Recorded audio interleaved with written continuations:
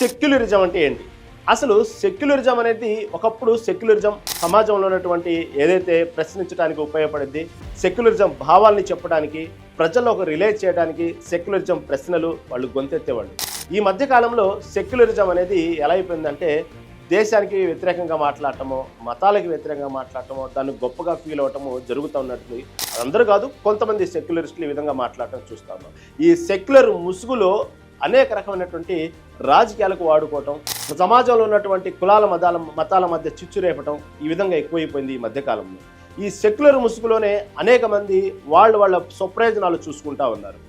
మొన్నటికి మొన్న చూస్తే కనీసం దీంట్లో ఎవరెవరో అనామకులు మాట్లాడితే పర్వాలేదు, ప్రముఖమైనటువంటి రాజకీయ నాయకులు మాట్లాడటం, దీన్ని వ్యక్తిగతంగా మాట్లాడటం, కేవలం రాజకీయ ప్రయోజనాలకు వాడుకోవటం అనేది చాలా దౌర్భాగ్యం.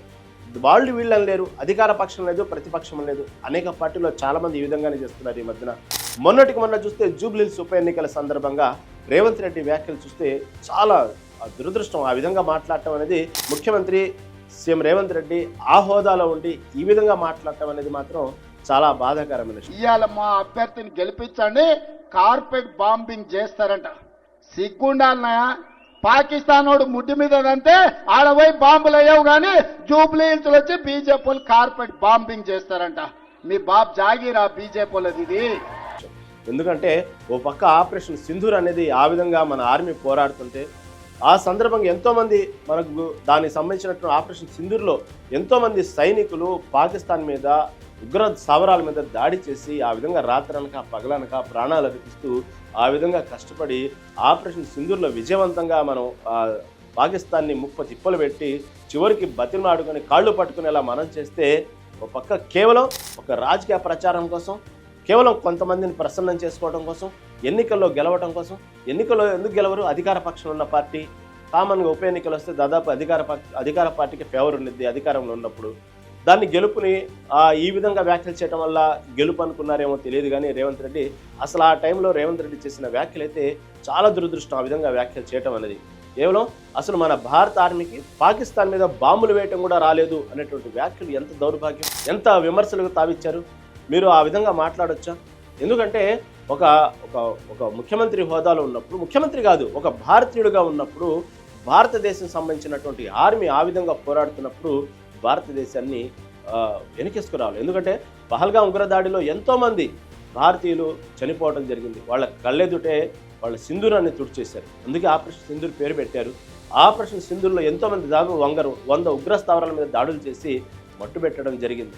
అలాంటి ఆపరేషన్ జరిగితే చివరికి ప్రపంచంలో ఉన్నటువంటి అన్ని దేశాలు భారతదేశం యొక్క దాడిని, భారతదేశం ఆపరేషన్ సింధూర్ ఆపరేషన్ ఏ విధంగా చేశారనే విషయాన్ని ఈ రోజు కూడా ఆశ్చర్యం వ్యక్తం చేస్తూ ఉంటే, కనీసం ఒక పాకిస్తాన్ సంబంధించిన డ్రోన్ కూడా మన మీద ఈగవాలన్నట్టు వాలకుండా మనం చేస్తే, కనీసం మన భారత ఆర్మీని పాకిస్తాన్ మీద బాంబులు వేయటం కూడా రాలేదని చెప్పడం చాలా దౌర్భాగ్యం. ఈ విధంగా మాట్లాడారు. కేవలం దేనికోసం ఇదంతా? కేవలం రాజకీయ ప్రయోజనాల కోసం, చప్పట్ల కోసం, హర్షధ్వానాల కోసం ఈ విధంగా చేయటం ఎంతవరకు సబబు? మీరు చేసిన వ్యాఖ్యలు సమాజం మీద ఎలాంటి ప్రభావం చూపిస్తూ ఉంది? దాన్ని మీరు చేసిన వ్యాఖ్యల వల్ల కొంతమంది కొన్ని సామాజిక వర్గాల మీద ఆ ప్రభావం చూపిస్తూ ఉంది. దానివల్ల కేవలం కొంతమంది ఓట్ల కోసం మీరు మాట్లాడేటువంటి మాటలు, దానివల్ల ఆ కొద్ది శాతం ఓట్ల కోసం మీరు చేసేటువంటి వ్యాఖ్యలు, ఆ ఏరియాలకి వాళ్ళ సందర్భానికి సంబంధించినటువంటి వ్యక్తుల దగ్గరికి వెళ్ళి చేసిన వ్యాఖ్యల వల్ల ఏమవుతుంది? మీరు కేవలం ఆ కొంచెం సేపు ఆ ఆనందం పొందొచ్చు, పైశాచిక ఆనందం, లేకపోతే 4 ఓట్లు మీకు పడవచ్చు. దానివల్ల మీరు చేసేటువంటి వ్యాఖ్యల వల్ల ఎంత నష్టం జరుగుతుందంటే, ఏ సంబంధం లేనటువంటి ఆ కొద్ది మంది ఓటర్లు అనవసరంగా ఈరోజు సమాజంలో వెలివేయబడుతున్నారు. వాళ్ళ మీద అనుమానపు చూపులు కనబడతా ఉన్నాయి. వాళ్ళ మీద ఎంతోమంది దానికి సంబంధించినటువంటి దాడులకు గురవుతూ ఉన్నారు. ఎందుకంటే మీరు చేసిన వ్యాఖ్యల వల్ల ఒక సామాజిక వర్గం మొత్తం ఏకమవుతున్నారు. డైరెక్ట్గా చెప్పాలంటే హిందువులంతా ఏకమవుతున్నారు. ఇక్కడ చూస్తే మైనార్టీస్ని దాడులు జరుగుతూ ఉంటాయి. భవిష్యత్తులో మీరు చేసే వ్యాఖ్యలు కేవలం రాజకీయ ప్రయోజనాల కోసం మీరు చేసే వ్యాఖ్యలు, ఇది ఎంతవరకు కరెక్ట్? మొన్నటి చూస్తే మణిశంకర్ అయ్యారు, ఆయన చేసిన వ్యాఖ్యలు ఎంత దుమారం రేపినాయి. ఆయన అసలు మాట్లాడొచ్చా? ఒక భారతీయుడిగా మాట్లాడొచ్చా? సరే పదవులు తీసేయండి, ఒక భారతీయుడిగా ఉండి పాకిస్తాన్తో పెట్టుకోవద్దు, వాళ్ళతో వివాదం చేసుకోవద్దు, వాళ్ళ చేతుల్లో అణుబాంబులు ఉన్నాయి అంటే ఏంది? ఆ వ్యాఖ్యలు ఏంది? అసలు మాట్లాడొచ్చా? అవసరమైతే దేశం కోసం ప్రాణాలు అర్పించడానికి సిద్ధంగా ఉండాలి కానీ ఈ విధంగా వ్యాఖ్యలు చేయడం పట్ల ఏమైంది? దాని మీద ఎంత ఎన్నికల ప్రభావం చూపించింది? బీహార్ ఎన్నికల్లో మీరు ఇలా మాట్లాడే కదా 2 స్థానాల్లో ఉన్నటువంటి బీజేపీని ఈరోజు మొత్తం దేశం మొత్తం కాషాయమయం చేశారు. ఇంకెప్పుడు అసలు మీరు గెలిచేది? ఒక 2 స్థానాల్లో ఉన్నటువంటి బీజేపీ పార్టీ ఈరోజు దాదాపు దేశం మొత్తం కాషాయం అవ్వటం అంటే, 3 సార్లు తిరిగి గెలవటం అంటే సామాన్యమైన విషయమా? కేవలం మీరు చేజేతులారా చేసుకుంటారు. మీ వ్యాఖ్యల వల్ల ఈ విధంగా కేవలం మీ రాజకీయ ప్రయోజనాల కోసం చేసే వ్యాఖ్యల వల్ల దాదాపుగా వాళ్ళు ప్రతిసారి అధికారంలోకి వస్తున్నారు, అంత ఏకమవుతున్నారు. అంత ఏకమైన సందర్భంలో పరిస్థితులు ఎలా ఉంటాయి చూడండి ఒకసారి. మీరు చేసిన వ్యాఖ్యల పట్ల ఎవరు బలవుతున్నారు? కేవలం ఒక సామాజిక వర్గం బలవుతున్నారు మీరు చేసే వ్యాఖ్యల వల్ల. అవునా, వాళ్ళతో పెట్టుకుంటే అణుబాంబులు వేస్తారా మన మీద?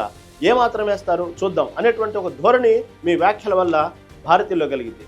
ఆ భారతీయుల్లో కలిగిన వల్ల అనేక రకమైనటువంటి పరిణామాలు దారితీస్తున్నాయి.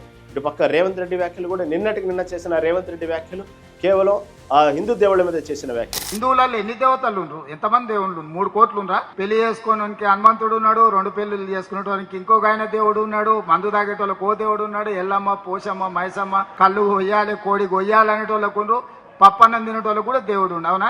అన్ని రకాల దేవుళ్ళు ఉన్నారు. ఎవరిని మెప్పు కోసం చేస్తున్నారు? ఏ రాజకీయ ప్రయోజనాలు చేస్తున్నారు మీరు? మొన్నటికి మొన్న జూబ్లీస్ ఉప ఎన్నికలు చేసిన వ్యాఖ్యలు అదేదో సక్సెస్ అయినట్టు దాని మీద మీకు మంచి మెజార్టీ వచ్చి గెలిచినట్టు మీరు ఫీల్ అవుతున్నారా? చాలా తప్పు. ధోరణి మార్చుకోవాలి. నిన్న మీరు చేసిన వ్యాఖ్యలు, హనుమంతుడి మీద చేసిన వ్యాఖ్యలు, దేవతల మీద చేసిన వ్యాఖ్యలు, పెళ్లి కాని యువకులేమో హనుమంతుడిని నమ్ముకుంటారు, 2 పెళ్ళాలు 2 పెళ్లిళ్ళు కావాలనుకున్న వాళ్ళు ఇంకొక దేవుడిని నమ్ముకుంటారు, ఎవరన్నా కళ్ళు మందు తాగాలనుకున్న ఒక దేవతను నమ్ముకుంటారు, చివరికి పప్పు తినే వాళ్ళు కూడా ఒక దేవుడు ఉన్నాడు, ఒక దేవత ఉన్నారు. ఏంటి ఈ వ్యాఖ్యలు? అసలు ఎవరు ఏ స్థానంలో నుండి మాట్లాడుతున్నారు మీరు? ఈ విధంగా మాట్లాడటం పట్ల ఇటు హిందూ సంఘాలు ఎంత ఆగ్రహవేశానికి గురవుతున్నాయి. ఒక ముఖ్యమంత్రి హోదాలో ఉండి మీరు ఈ విధంగా వ్యాఖ్యలు చేయడం అనేది ఎంతవరకు సబబు? హిందూ దేవుళ్ళని కించపరుస్తూ మాట్లాడటం అదొక ఫ్యాషన్ అయిపోయింది మీ అందరికీ. దానివల్ల హిందువులంతా ఏకమవుతున్నారు. దానివల్ల ఇంకా మీరు మీ పార్టీని మీరే పాతాళాన్ని తొక్కుంటున్నారు. అందుకే బీజేపీ ఆ విధంగా పైకి వెళ్తా ఉంది.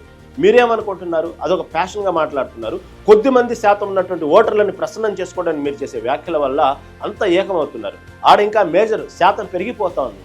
దానివల్ల మీరు బీజేపీ పార్టీకి వ్యతిరేకంగా పనిచేస్తున్న కాంగ్రెస్ పార్టీలో లేదు. మీరు చేసే వ్యాఖ్యలు బీజేపీ పార్టీకి హాయిగా ఇంకా మాట్లాడుకోవడానికి ఆయుధాలు దొరికినట్టున్నాయి. ఇంకా ఊతమిస్తూ ఉన్నారు.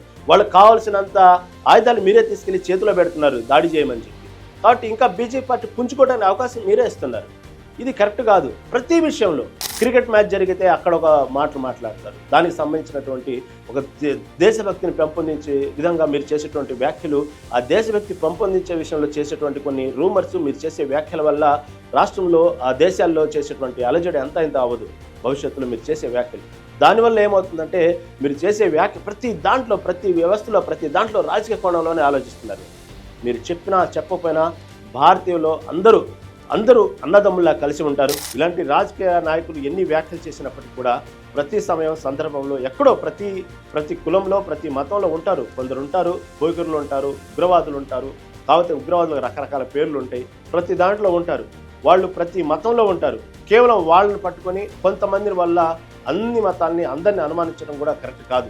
మీరు చేసే వ్యాఖ్యల వల్ల ఇటు పక్క మీరు అనుకున్నట్టు మీ పార్టీని మీరే పాతాళం నొక్కుంటూ ఇటు పక్క బీజేపీని మతతత్వ పార్టీ అంటూనే, అవును మేము మతతత్వ పార్టీ, ఈ విధంగా మా మీద దాడి జరుగుతుంది కాబట్టి మనమంతా ఏకం అవ్వాలని చెప్పి మీరు ఇంకా వాళ్ళ మెజార్టీ శాతాన్ని పెంచేస్తున్నారు. మీరే చేతులారా చేస్తున్నారు. ఇది చాలా తప్పు. ఇక నుంచైనా హిందూ దేవుళ్ళ మీద ఇలా ప్రతిసారి దేవుళ్ళ మీద మాట్లాడటం, కొంతమందిని ప్రసన్నం చేసుకోవడానికి ఈ విధంగా మాట్లాడటం వల్ల చాలా డ్యామేజ్ అయింది. మీరు అనుకుంటున్నారు మీ చేసే వ్యాఖ్యల వల్ల మీ పార్టీతో పాటు అతి కొద్దిగా శాతం ఉన్నటువంటి ఏదైతే మీరు చెప్తున్నటువంటి ఆ కొద్ది మంది ప్రసన్నం చేసుకోవడానికి, ఓటర్లను ప్రసన్నం చేసుకుని చేసే వ్యాఖ్యల వల్ల ఆ కొద్ది మంది ఓటర్ల మీద ప్రభావం కనబడింది.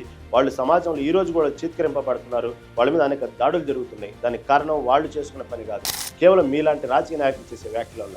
ఇది ఒక్కసారి ఆలోచించి మాట్లాడేటప్పుడు, ఒక హోదాలో ఉన్నప్పుడు మాట్లాడేటప్పుడు మాటలు కొంచెం ఈ దేవుళ్ళ మీద, పర్టికులర్గా హిందూ దేవుళ్ళ మీద మాట్లాడేటప్పుడు కొంచెం ఆలోచించి మాట్లాడండి.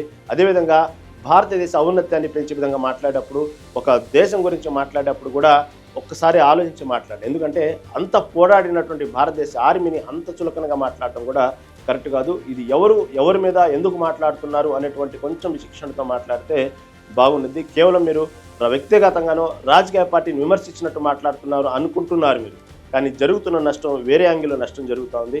కాబట్టి దయచేసి ప్రతిదాన్ని వివాదం చేయడానికో రాజకీయ ప్రయోజనాల కోసం మాత్రమైతే దయచేసి వాడుకోండి.